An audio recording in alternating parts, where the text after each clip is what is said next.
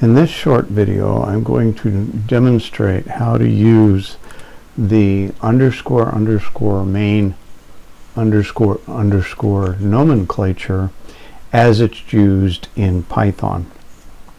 So the first thing I want to do is show you the code. I'm going to bring it up in idle here, and I called it bogus demo. And I put a bunch of things in here that are comments so you can see it.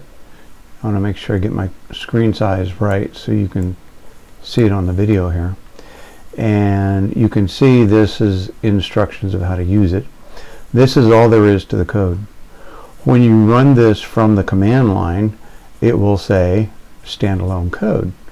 When you run it as an import, it says imported code. So the way it works is like this.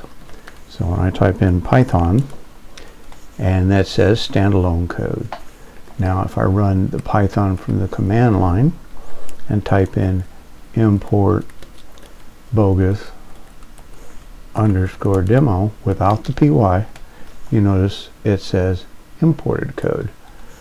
And that is an easiest way I could come up with to explain how this works.